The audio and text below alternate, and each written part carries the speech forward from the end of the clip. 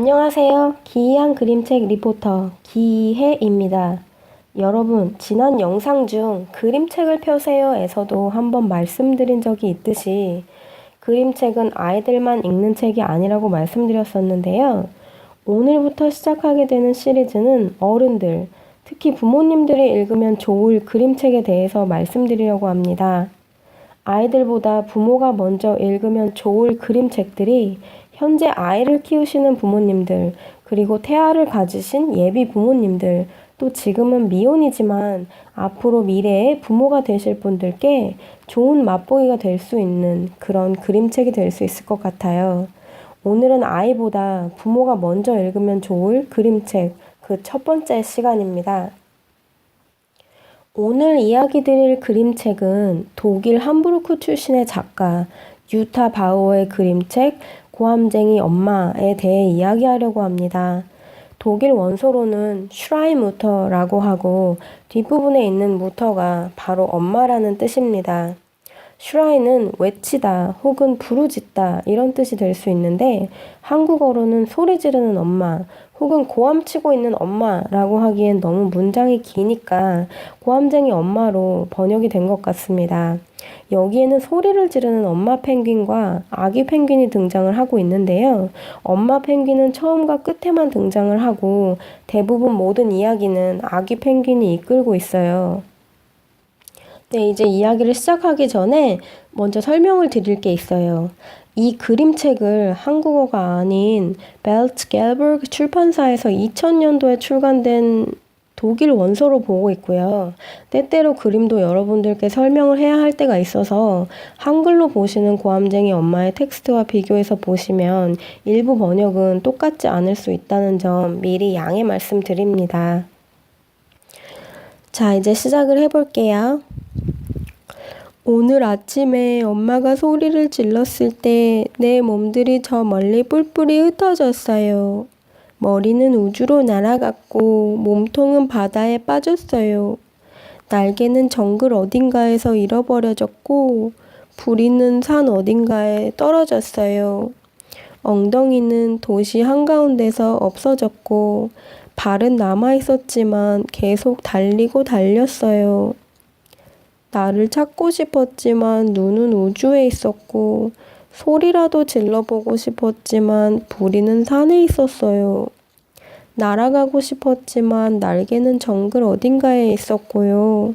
발들이 저녁 때쯤 사하라 사막에 도착했을 때 나는 이미 너무 지쳐 있었는데 그때 큰 그림자 하나가 나타났어요. 여기부터는 그림을 설명드릴게요. 그 그림자는 엄마였어요. 엄마는 흩어졌던 아기 펭귄의 모든 몸들을 한데 모아 바느질을 해 놓았고요. 발만 찾지 못했었는데 엄마가 드디어 사하라 사막에서 아기 펭귄의 발을 찾은 거예요. 그리고 엄마가 말했어요. 미안해 아가 하면서 그림책이 끝나요. 엄마 아빠 여러분들께 질문이 있어요. 어떤 때에 아이들에게 화를 내거나 소리를 지르게 되나요? 방 청소 다 해놓고 빨래 다 개놓고 애들 다 씻기고 이제 막 한숨을 돌리려는데 얼굴이랑 옷에 음식 다 묻혀놓고 모든 방을 뛰어 돌아다니면서 다시 어지르는 아이들을 볼 때일까요? 혹은 마트에서 이거를 안 사주면 집에 가지 않겠다고 아이가 생떼를 쓰면서 마트 바닥에 누워버릴 때일까요? 공공장소에서 너무 시끄럽게 소리를 낸다거나 식당에서 다른 사람들에게 피해를 주거나 아이가 정신없이 뛰어다녀 버릴 때 모든 상황에 따라 아주 많겠죠. 오늘 3명의 남자아이를 데리고 길을 걸어가던 어떤 아주머니를 보았는데요. 그 아주머니는 길거리에서 아이들에게 소리를 지르고 있었어요. 왜 소리를 질렀는지는 잘 모르겠어요. 근데 지금 생각해 보니까 아들이 3명이라면 어쩌면 관리가 안 되는 게 정상인 게 맞을 수도 있었겠네요. 저는 걷다가 그냥 아이들의 엄마가 화를 내고 있는 것만 저 멀리서 걸어오면서 본 게 다예요. 저는 그 가족하고 친분이 있지도 않았고 제가 다 큰 성인인데도 지나가면서 옆에서 크게 소리를 지르니까 너무 무섭더라고요. 그리고 여러분들 아시다시피 원래 독일어가 다른 나라 언어들에 비해 듣기에 많이 딱딱한 편인데 소리가 커지면 좀 더 무서워요. 근데 그 아이들은 얼마나 더 무서웠을까요? 어떤 이유에서건 부모가 아이에게 이런 행동을 하는 것은 옳은 행동은 아닌 것 같아요.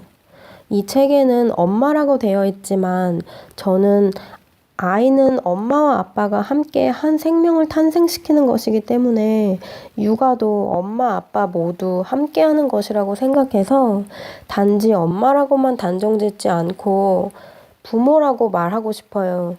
그날 부모가 어디에서 화가 나서 아이에게 화풀이를 했는지, 아이가 정말 절대로 용서받지 못할 잘못을 했었던 건지, 아니면 아이가 보통의 아이와 다르게 더욱 천방지축이라든지 여러 가지 이유로 부모님들은 아이에게 화를 낼 때가 있어요. 설사 공공장소에 나갔다가 아이가 다른 사람에게 피해를 끼쳐서 예의에 어긋나는 일을 했다면 아이에게 정말 확실한 훈육은 필요하겠지만 그렇게 하면 안 된다고 확실하게 말을 해주되 절대로 아이들 앞에서는 소리를 질러서는 안 되는 것 같아요. 저는 아직 아이가 없어서 이런 말을 아직은 쉽게 할 수 있어요. 저도 부모가 되면 지금 제가 한 말을 얼마나 뼈저리게 후회할지 모르겠어요. 그리고 자녀를 가지신 부모님들께서는 제가 아직 아이가 없어서 이런 말을 쉽게 할 수 있다고 말씀하실 거라는 것도 잘 알아요. 그럼에도 불구하고 저는 세상에 있는 태아를 포함한 모든 어린아이들 그리고 청소년들까지 그 아이들은 모두 사랑만 먹고 자라나야 하는 것이 원칙이라고 생각해요. 그리고 이런 기준이 있어야 아이들이 더 보호받을 수 있다고 생각해요. 저는 언젠가 그림책을 정말 잘 만들고 싶어서 계속 아이들에 대해 관찰하고 또 저의 어린 시절과 끊임없이 만나고 있는 중인데요. 아이들이 읽는 문학을 만들려면 아이들의 마음을 이해해야 하니까 이 아이들이 무슨 생각을 하고 있는지 늘 알고 싶었어요.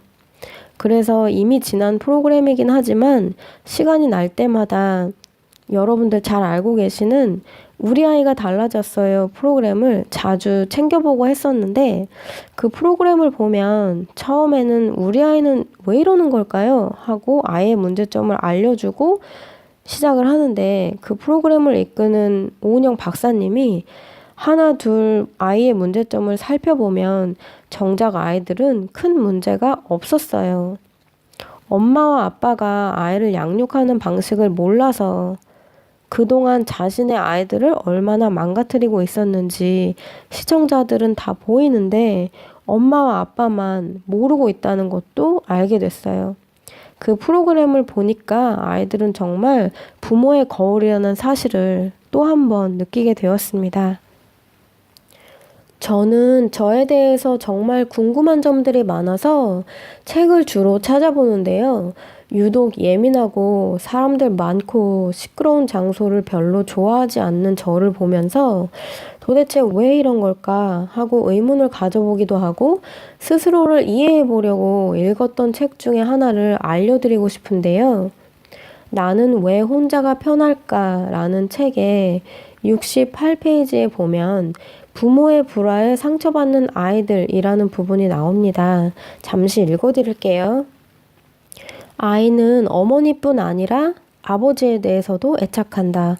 그러므로 부모가 싸우는 것은 아이에게 마치 자기 살이 찢기는 듯한 고통이나 다름없다.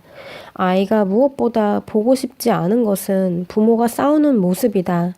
부모의 갈등과 이혼은 당연히 아이의 마음에 상처를 주고 애착 성향에도 오랫동안 영향을 미친다.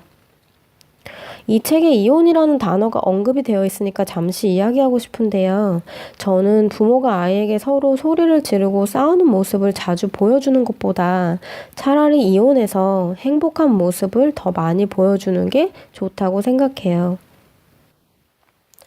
어쨌든 제가 방금 말씀드린 책의 저자 오카다 다카시도 언급했듯이 부모가 싸울 때 아이들은 자기 살이 찢기는 듯한 고통을 느낀다고 하는데요. 저도 어릴 때 마치 이 고함쟁이 엄마 그림책에 나오는 아기 펭귄처럼 몸이 이리저리 흩어지는 기분이 들었던 것 같아요. 현실적으로 그런 일이 실제로 일어나지는 않겠지만 이 그림책의 작가 유타 바우어는 아이들의 마음과 느낌을 그림으로 정말 잘 표현해 준 것 같아요. 걱정하지 마세요. 다행히 이 그림책은 공포물이 아니에요. 생각해보면 저의 부모님도 처음부터 부모였던 적이 없었고 부모가 되는 훈련도 받은 적이 당연히 없기 때문에 어릴 때에는 집에 큰 소리가 나면 심리적으로 불안하고 불편했던 그 소리를 정말 듣고 싶지 않았었어요. 큰 소리가 나고 우당탕 막 살림이 엎어지면 저는 그 상황을 피하려고 달려라 하니처럼 밖에서 막 달리고 또 달렸어요. 어쩌면 이 그림책에서 발이 가만히 있지 않고 도망갔던 이유도 이런 이유가 아니었을까? 혼자 그냥 추측을 해보기도 하는데요. 어쨌든 그래서 어릴 때 있었던 그런 경험 때문에 다른 사람들보다 소리에 조금 더 예민하고 조용히 지내는 것을 정말 좋아하게 됐던 것 같아요. 이 그림책에 나오는 고함쟁이 엄마는 그래도 자기 자식을 엄청 사랑하는 게 느껴져요. 자기가 문제를 저질러 놓고 그걸 수습하지 않는 부모들도 세상에 정말 많잖아요. 자신 때문에 아이의 부분이 없어진 걸 알고는 멀리서라도 하나씩 찾아와요. 책에서는 구체적으로 나오진 않지만 생략되어 있는 부분들을 유추해보면 엄마는 아기 펭귄이 자기 자신을 찾지 못해서 우물쭈물 방황하고 있는 사이에 자신의 잘못을 되돌리기 위해서 우주에 가서 아이의 얼굴도 찾아오고 정글에 가서 날개도 찾아오고 산속 깊숙이 들어가서 부리도 찾아왔고 도시 한가운데 가서 열심히 엉덩이도 찾아왔어요. 그리고 마지막으로 아기 펭귄의 발을 찾기 위해서 그 뜨거운 사하라 사막까지 가서 달리고 있는 발들을 마지막으로 찾아서 그 상처를 모두 꿰매주죠. 그리고 마지막으로 미안하다고 말해요. 앞서 말씀드렸듯이 부모님들도 처음부터 부모가 아니었고 엄마나 아빠로 훈련을 받은 적이 없기 때문에 당연히 서툴 수 있죠. 부모도 사람이니까 실수를 합니다.